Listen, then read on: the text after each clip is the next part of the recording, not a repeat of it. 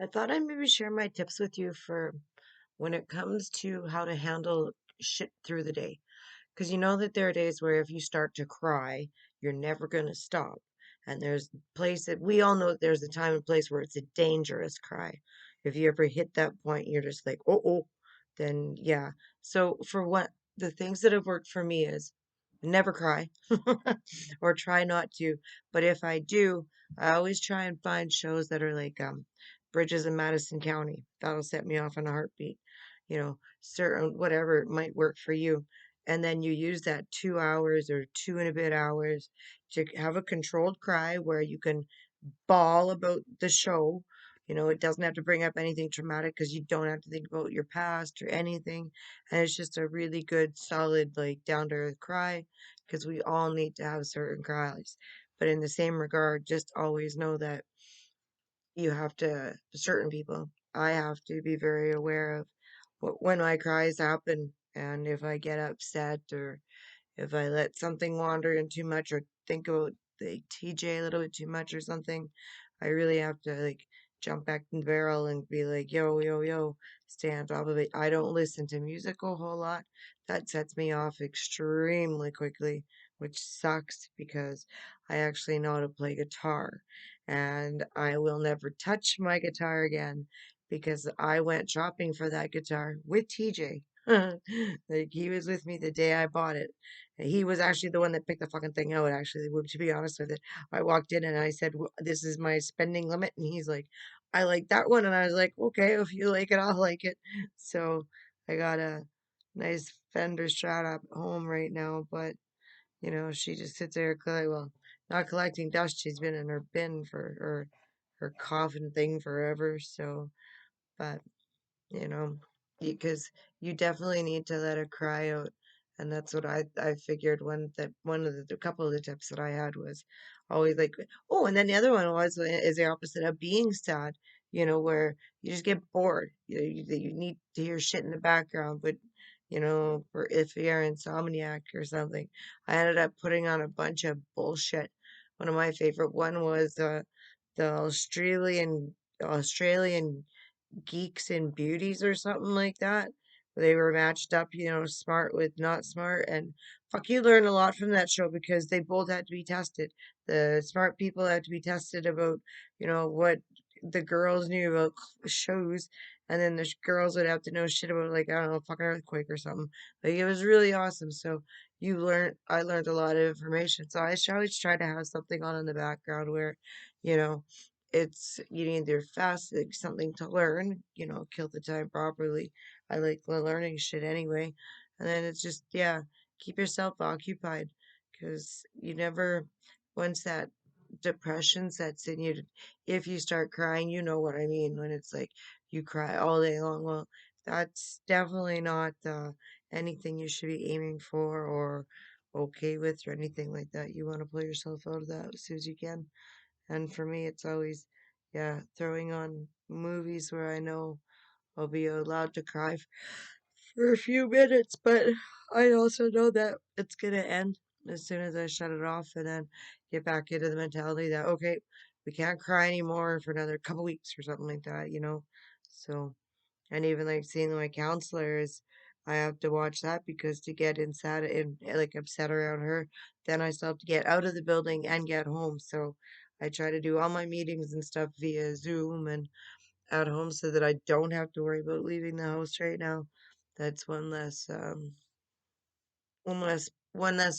thing that I have to worry about because I mean if it's just a hassle and a panic attack awaiting to happen anyway, so the more I can zoom at home the better. But those are just some tricks.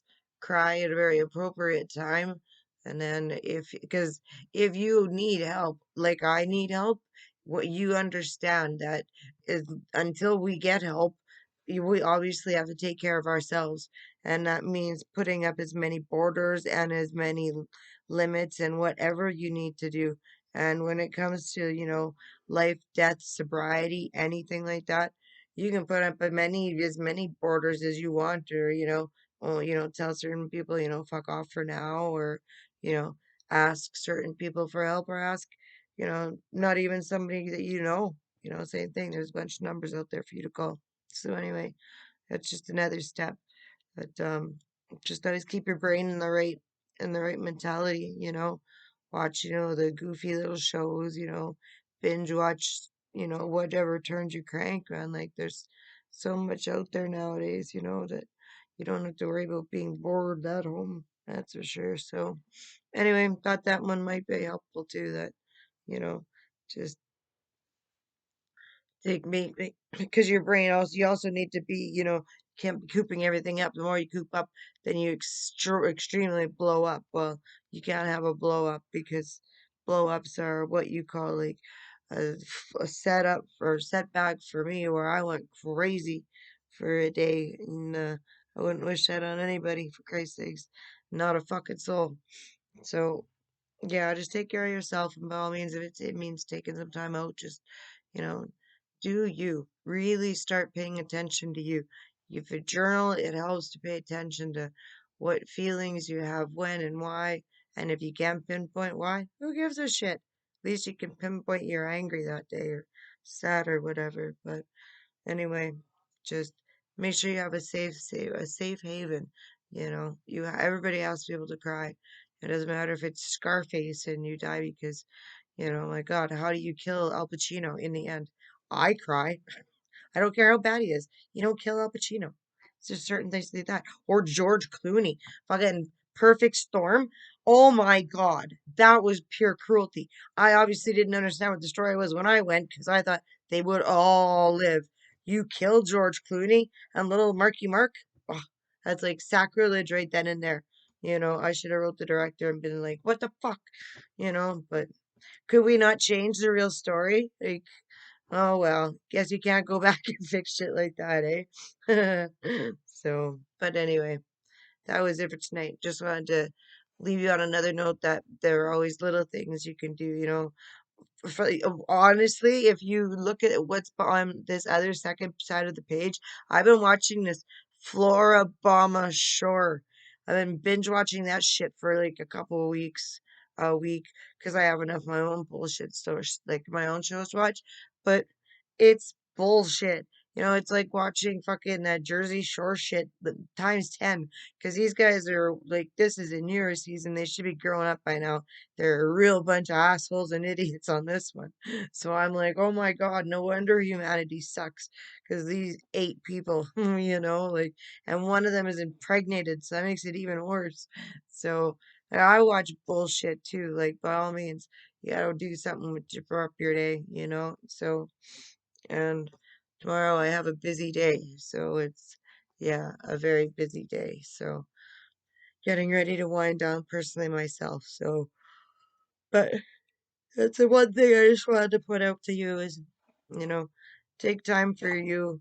That you always need a certain level of a cry.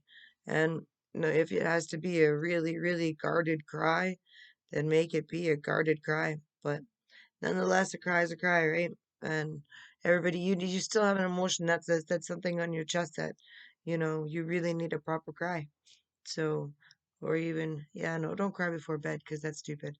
That's just sad. How about just a sad place, Seriously, don't go to bed sad. Try and do everything you're proud of, but make that distinctive time. It's kind of like between 9 and 5. You can make phone calls between 9 and 5. 5 o'clock comes, you can't do shit. So why even worry about shit past 5 o'clock? Maybe make a note that, oh, fuck, I forgot to call that guy 9 o'clock in the morning, like I said I would, but after 5 o'clock, that's your time. That's whatever the hell goes on, goes on. That's play video games. That's, whatever music or whatever works for you, but after 5 o'clock till bedtime is your time because nothing can get done. So why worry about, that phone call you can make tomorrow, you know? Make it tomorrow and it'll happen, but don't think about it till then. Anyway, that's another one. Just yeah, little pointers on trying to stay within your little sobriety and whatnot and all that kind of jazz and mental health and stuff. A little bit, it all kind of rolls together. It honestly does, because you know, I made a comment to somebody this week that fuck if they don't find better pills for me, I'll go back to drinking because this is definitely not the same. So wish me luck tomorrow with that doctor that I have. So, anyway, other than that, hugs and loves to everybody, and think of your grateful things. Again, I breathed some air. It was nice outside. We had some snow. I got to play with my kittens outside. Um, I'm going to bed early, and I got a nap this afternoon because I was tired. So, I'm grateful for five things. I'll be grateful for five more in the morning. I tell you that much. Okay. Good night, y'all. Sleep well. And yeah, mental health help is there for you at any time, 24 hours a day. So don't ever think it's a 9 to 5 issue. Something like that is always on the radar for everybody. And if anybody at the other end of the line that's taking your phone call is more than glad to take your phone call. Trust me, morning, noon, or night, or early morning. Doesn't matter. Have a good night, kids. Okay, take care. I love you. Adios. Bye.